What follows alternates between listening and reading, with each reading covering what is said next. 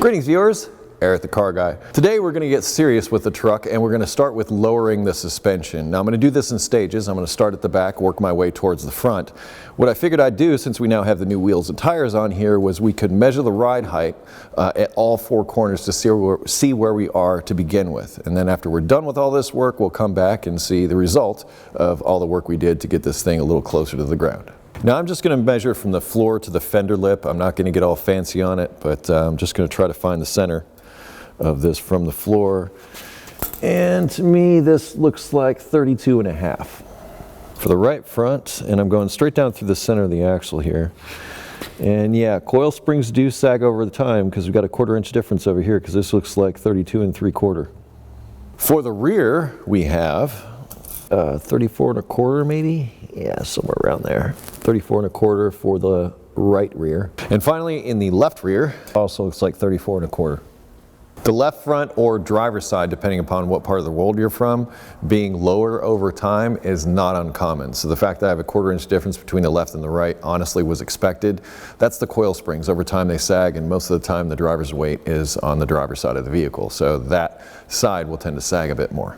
And this can be corrected by replacing the front coil springs to bring back the ride height to an even amount on both sides. We'll worry about that when we get up front.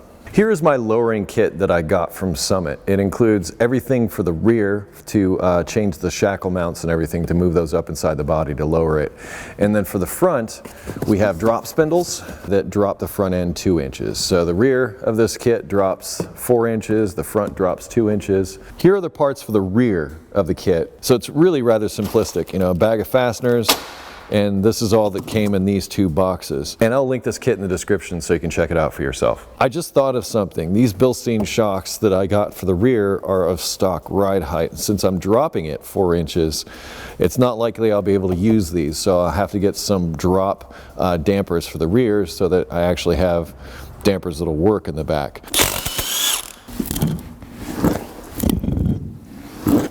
Back here is where this will be installed and in place of this guy.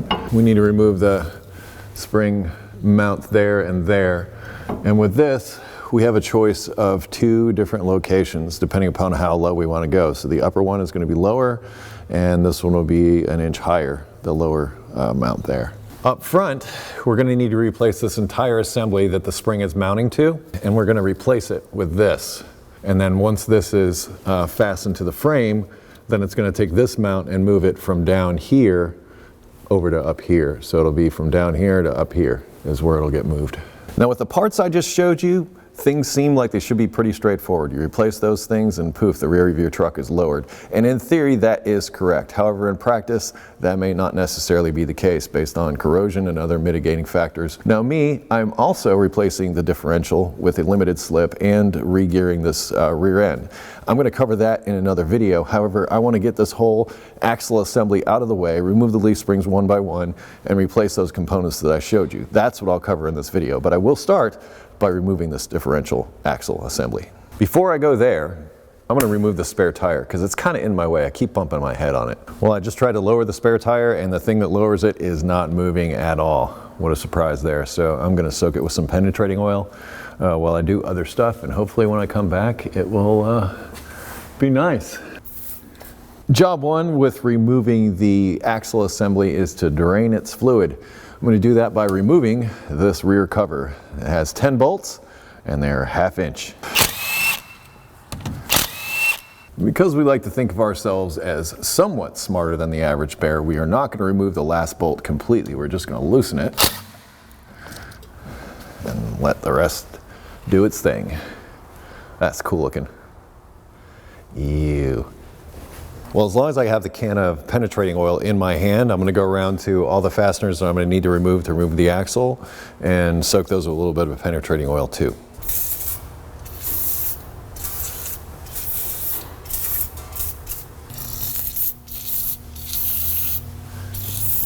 The instructions state that you should remove the fuel tank in order to perform this procedure, and I believe the reason they recommend that is because the front spring mount is wedged between the frame and the fuel tank. I'm going to leave room to remove the fuel tank if I need to, but I'm going to try to put those fasteners in without removing the fuel tank just because that seems like a lot of effort. These are for the strap that holds the fuel tank in. I may or may not need to do this, but I'm just getting ready just in case.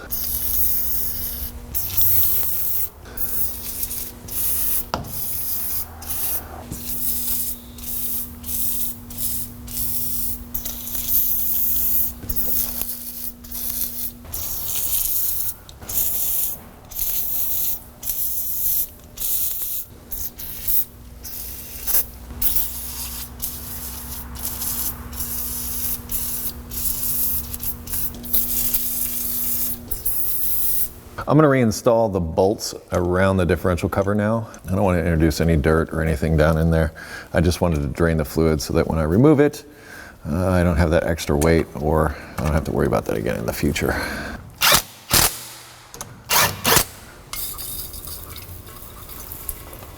I mentioned trying to get that cumbersome spare tire out of the way. Let's see if this works.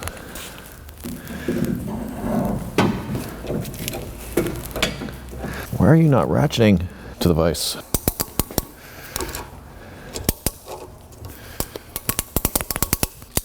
It's just never been used. I'm as surprised as you are that this is actually working.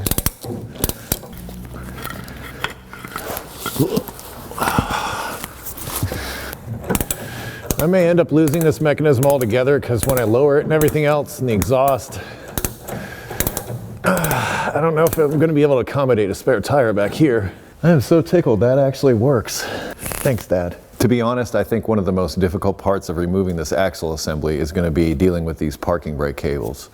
Both parking brake cables come together up in this area just above the exact piece we're about to replace. So we will have to disconnect these at some point, but I think the easiest method for now is just to disconnect the cables at the wheels themselves. So remove all the drum brakes and everything, remove the cables from the back of the backing plates and let those hang down. And then we'll have plenty of slack. We'll be able to deal with whatever it is up here with all of this other stuff in the way. It just seems easier to do it that way to me. Do it however you like. This is pretty straightforward. I'm just gonna remove everything. I'm switching these over to disc, so I'm not gonna be too nice.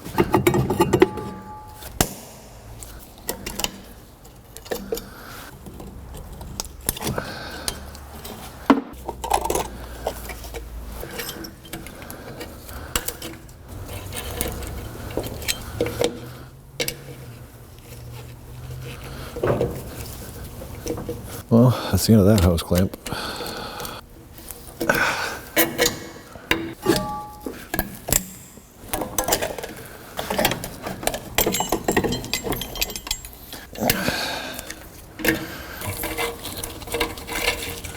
You know, honestly, compared to most 29-year-old vehicles from Western New York, this is awesome. Ooh, I think that did it.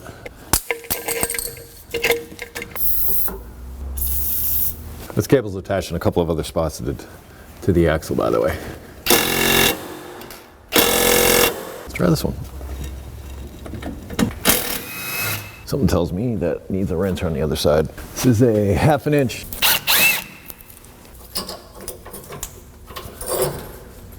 Yeah, you should have one of these at the ready.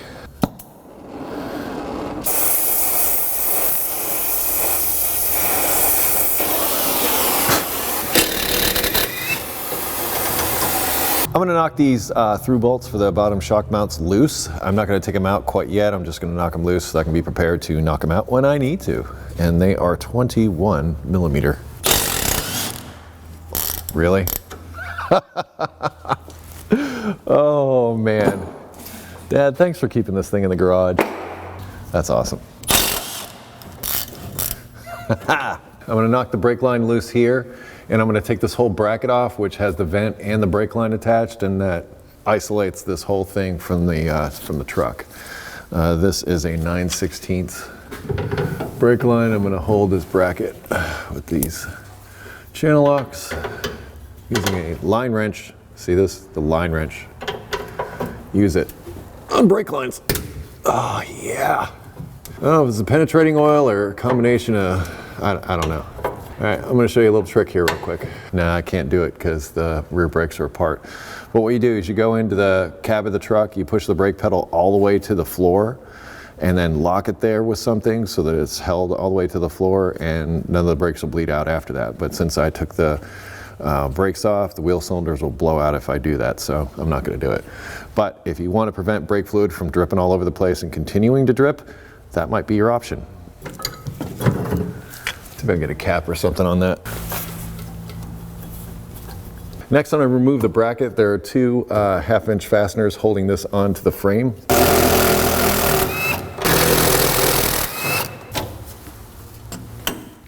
Now I'm going to remove the axle. I'm going to start by removing these fasteners from the yoke coming out of the axle differential here. These are 7/16. I'm going to loosen them all first to make sure they all start moving.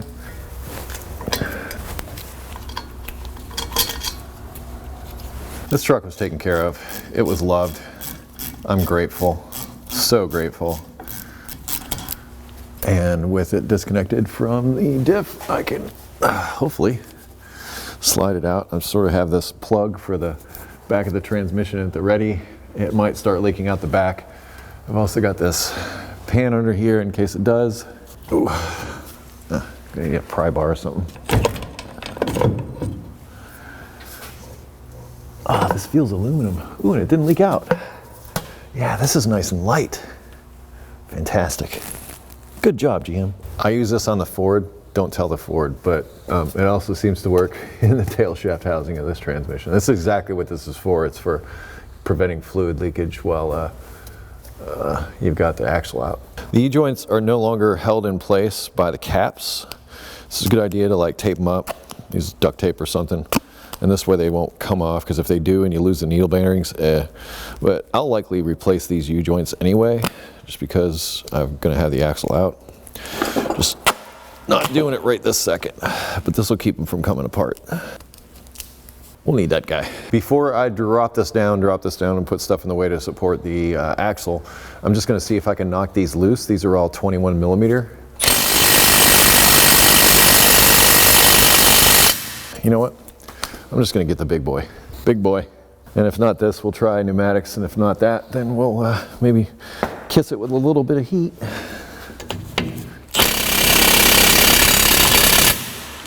It's moving.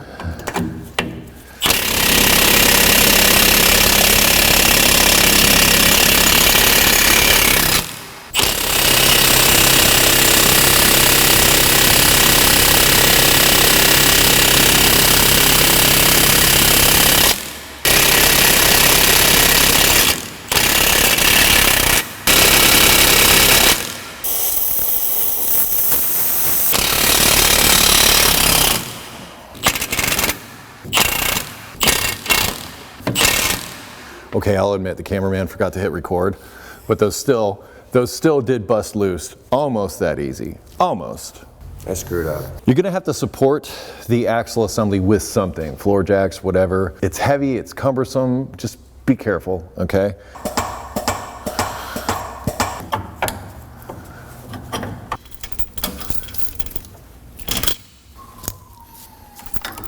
I'm gonna start by disconnecting shocks.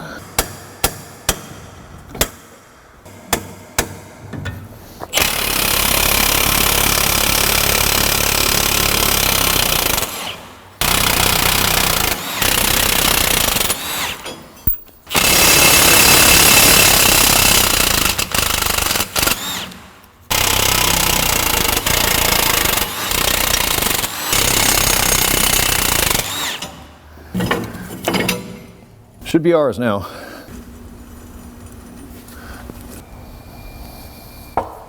So, what's the diff? Beep, beep, beep, beep, beep, beep, beep, beep. Beep, beep, beep, beep. Get my U-bolts. Ooh. I'm going to start to remove the leaf springs by removing this fastener here and this through bolt, and this will allow the back part to drop down. It'll really help if I have this going in the right direction.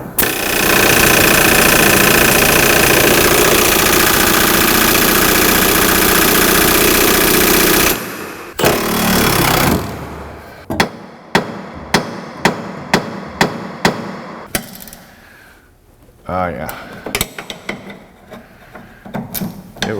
It was too good.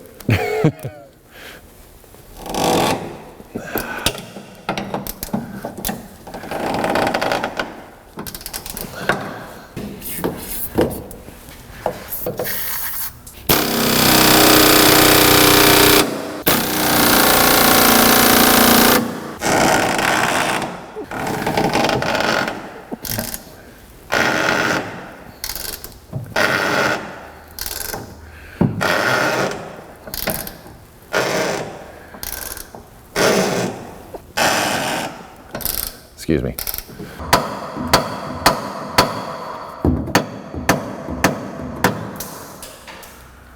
Wow. So I've had this hammer, easily 20 years, and it's awfully cold today. Like really, really cold today. Well, at least the brass side's still good. This is the part where if the bed were off, it'd be a lot easier to access this stuff.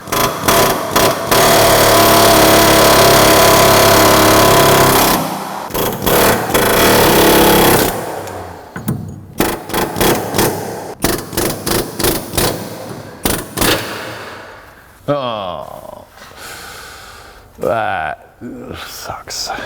Well, as we kind of saw from the previous clip, we can't get the bolts out of the springs with this trailer hitch in the way, so we gotta remove it.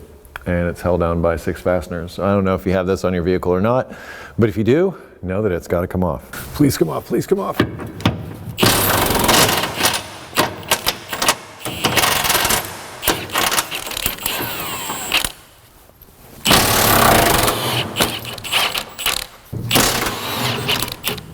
Hey, they're coming out. I can't complain. Well, I could, but I shouldn't.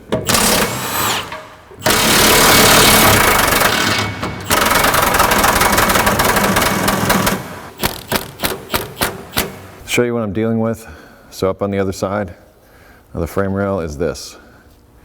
And this is supposed to come in contact with the frame as it spins, but the one on this side is just, so I have to find something to hold this so it doesn't go, so it goes.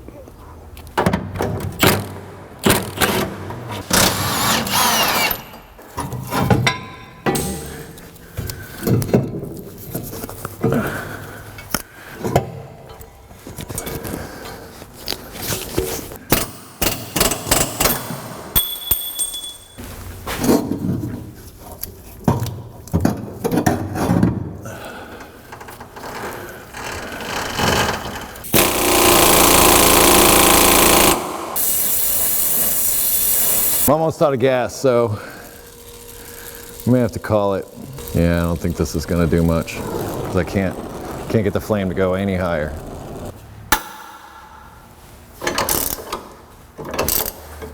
Sometimes you get lucky, I guess.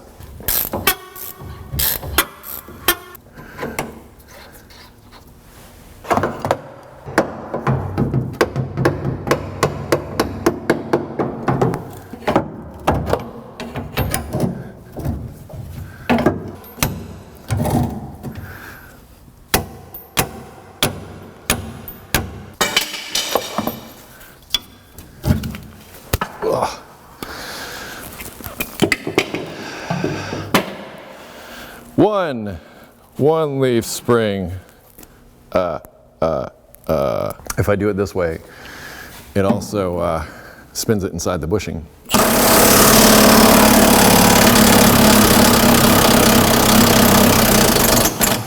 If you knock it loose from the inside, it's going to spin inside the bushing too, so we wouldn't have to go through all that malarkey that we did on the other side, maybe.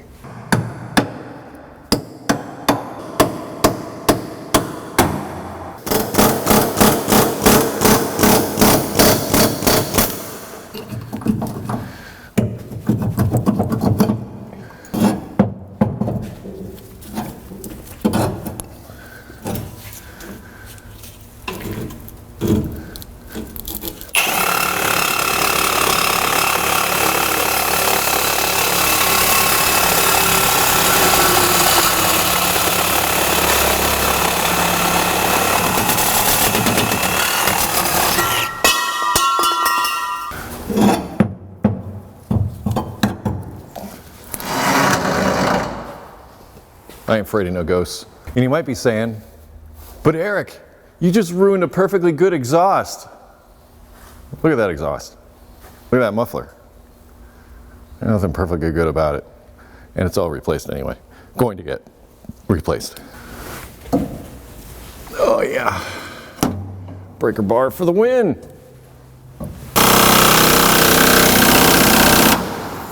Really? All right.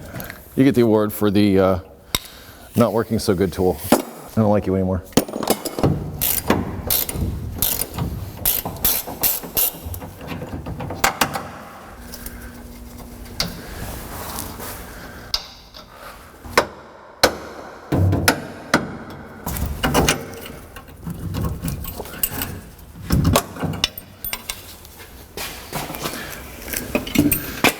With the leaf springs out of the way, we can now replace these front mounts and replace the rear mounts for the leaf springs so we can lower the rear of this truck. When we last left our 10-bolt differential, it was covered in rust, and now it is covered in slightly less rust because I came in and I cleaned off the rust, well, most of it anyway, not all of it, unless I had a sandblaster, which I do not, but I think I did this good enough to where I could lay some paint on this, it will stick.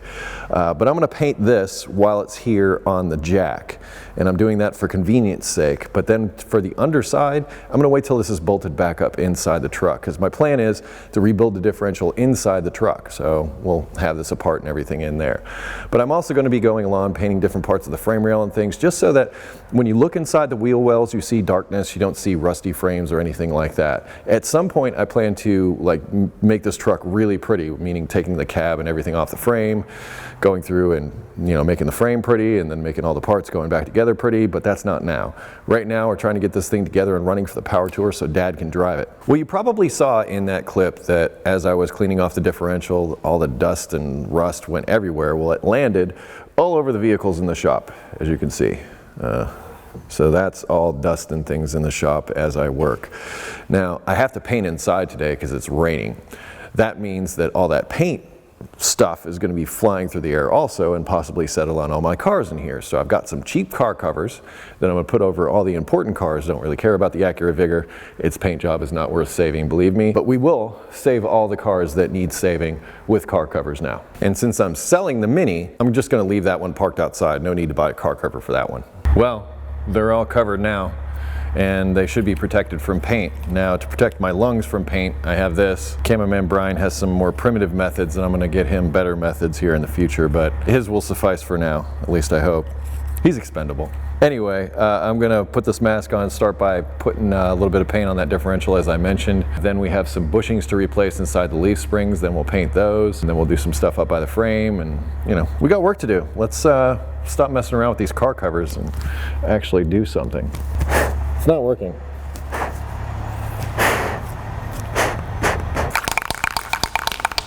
I'm putting a layer on this so that I don't have to do it later. I don't care about the back cover because that's getting replaced. It's really just there to mask off the gears. I don't care about the backing plate either because that's going.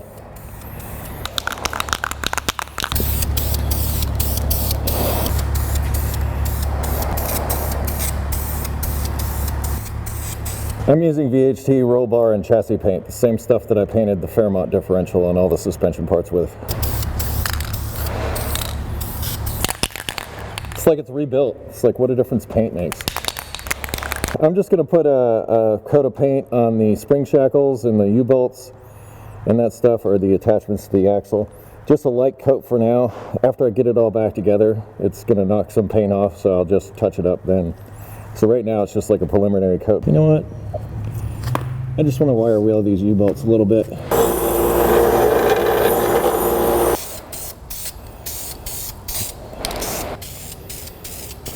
I also cleaned up the drive shaft a bit. I'm not going to paint the ends because I believe I'm going to replace the U-joints, but I'll get close.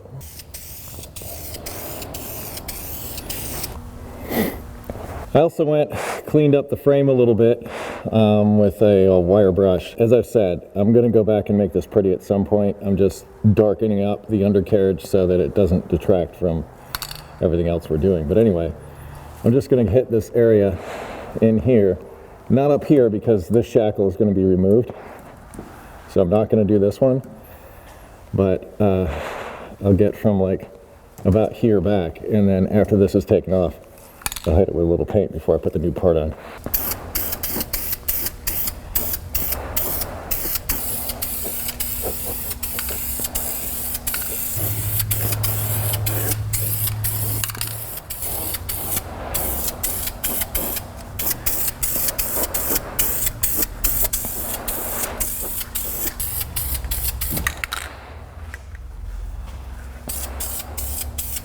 We are done painting and messing around with that stuff, and Brian and I went and got new masks. That said, it is time to start replacing these shackles, so I'm gonna get this swapped over, but in addition to that, what I've done is I bought a bushing kit for the entire truck, and that includes these bushings that are in the leaf springs here. So on each end I have one of these bushings. I'm going to swap those out before I install this, or before I install them in the truck too. All right, I've got the leaf spring mounted in the vise, and I just want to put a little aside here. Those of you who've seen my review of this workbench knew that when I put the receiver in here it was loose, but some viewers suggested I take a nut, weld it onto the outside, drill a hole, and tighten it down. Well, my vise right now doesn't move at all after doing that. So thank you for that suggestion, because that worked perfect. All of these suspension bolts, these large ones, seem to be 21 millimeter, or whatever standard equivalent that is. I can't think of off the top of my head, like 3/4, I'm not sure. 15/16? I don't know. Wow, that is so awesome. When that happens, oh, I am happy. So we're going to take this short mount and swap it for this long one. So this is what's going to relocate our leaf spring so that we can get that 4-inch drop in the back. Here's that bushing kit that I mentioned that comes with virtually every bushing for the truck. You can kind of see it here. I got this from Summit Racing.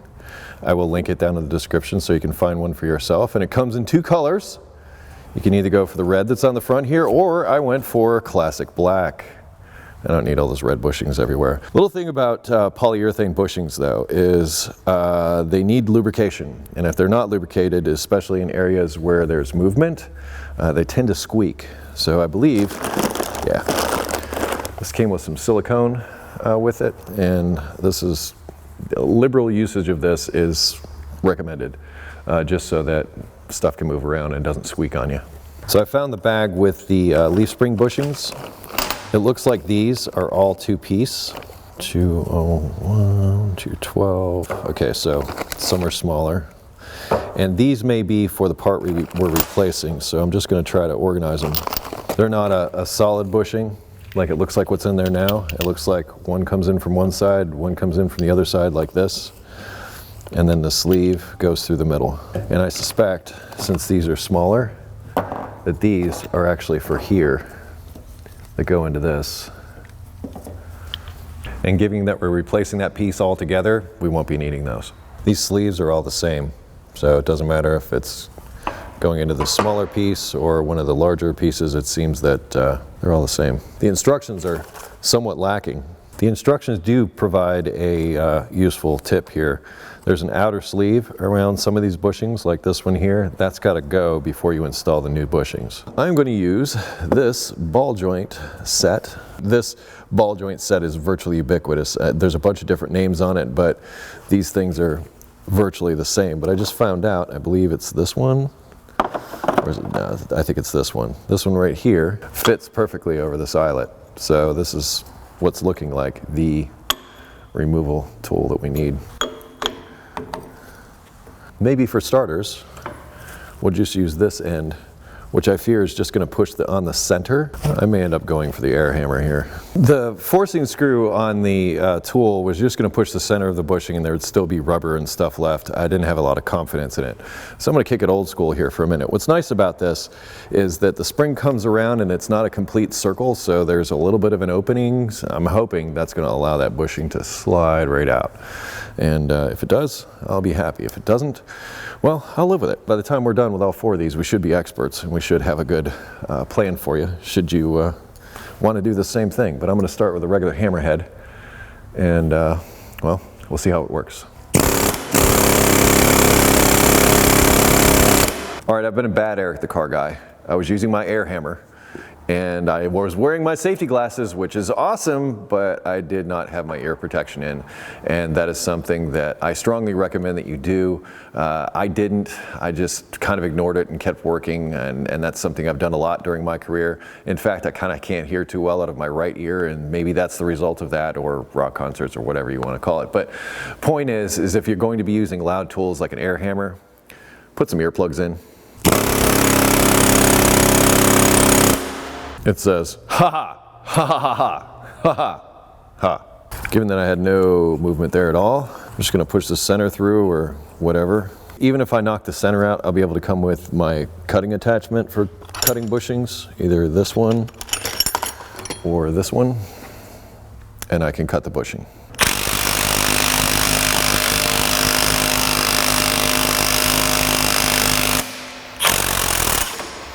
Well, it's pushing it through.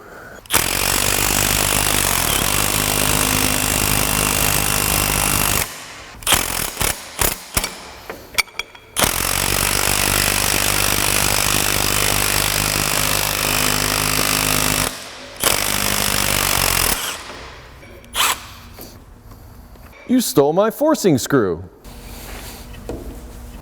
I want it back. In fact, I didn't even have to put that cup on there for this, because this has a hole in the end. Let's try this.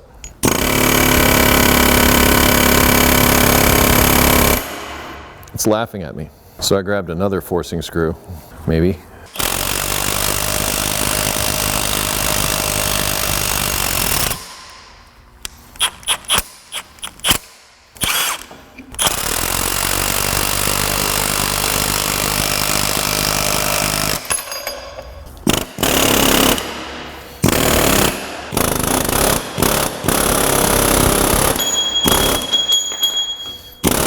I'm gonna try a bushing cutter.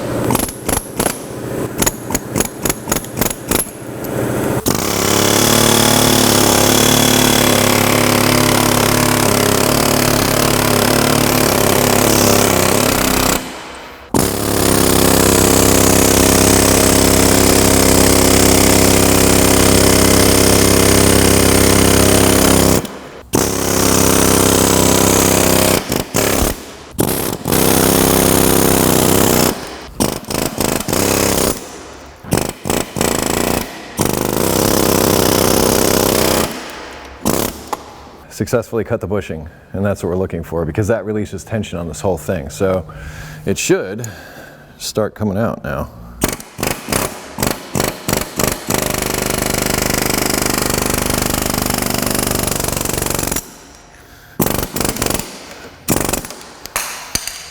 There we go.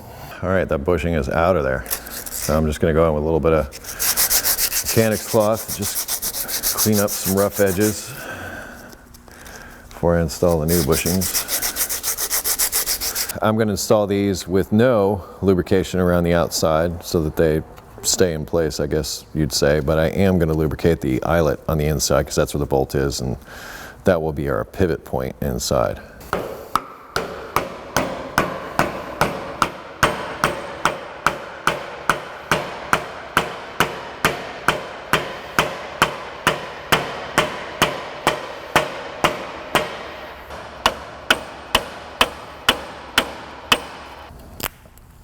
Ew.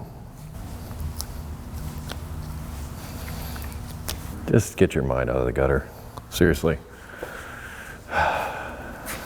People on the internet say anything. I know what you're thinking. Shush. I can hear you.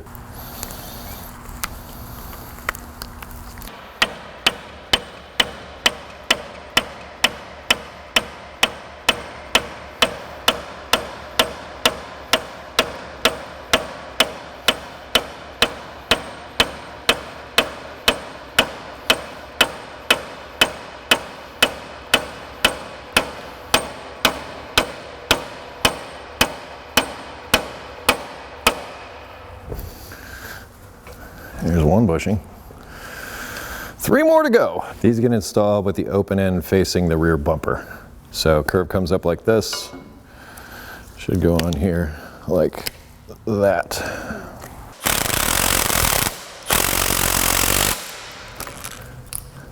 Yeah, that way I still got some movement. Ugh.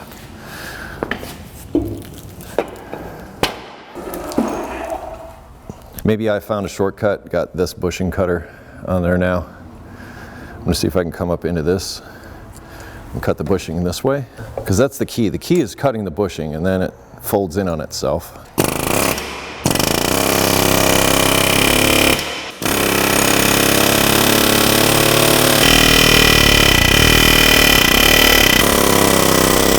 A lot of that looks cut.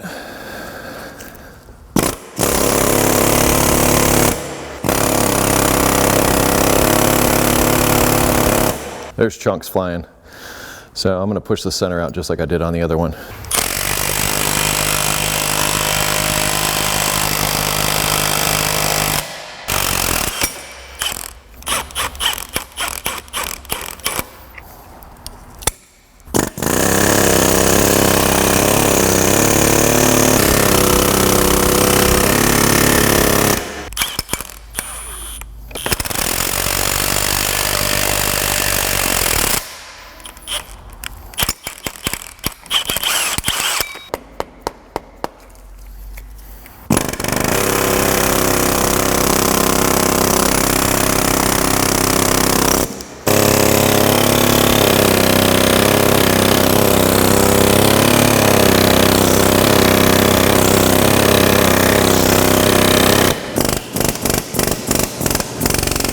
We got a method. I just saw something. It's going to be a lot easier to get down in here with the silicone before I put it on.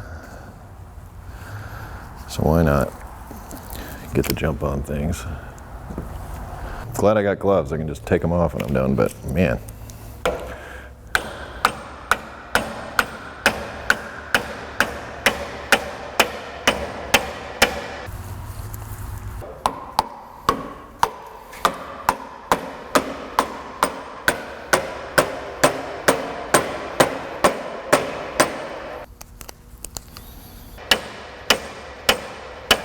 Trusty Cook hammers. My last name is Cook, in case you were wondering. No, I didn't make the hammers.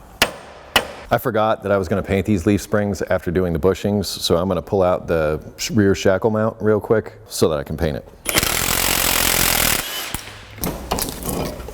Ooh.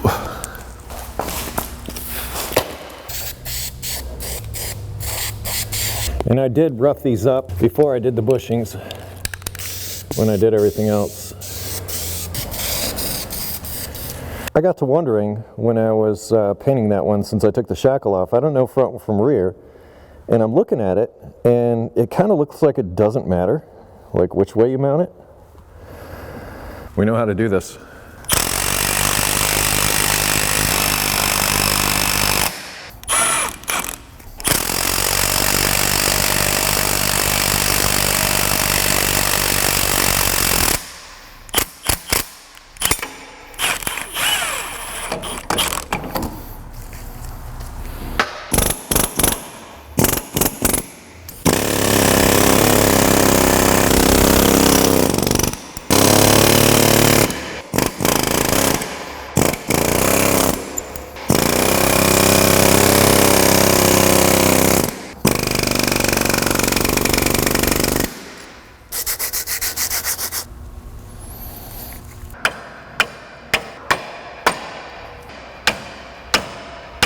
Seriously, this vise and this table with it locked down like this is freaking amazing.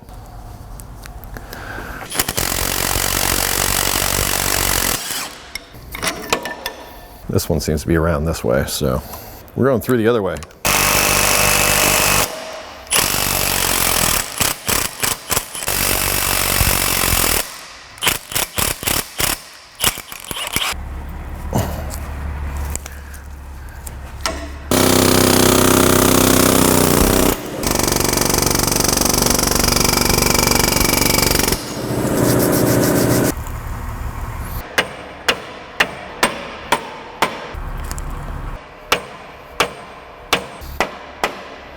Ew. That's just gross. When they dry, we'll flip them. For now, we can go cut off the mounts in the front off the frame. Sorry viewers, I'm calling this the end of part 1 of the lowering of the rear of Dad's truck, which is a GMT 400, which ran from 88 to 98. So if you have one of these trucks and you're looking to lower it, I'm hoping the instructions in this video were helpful to you.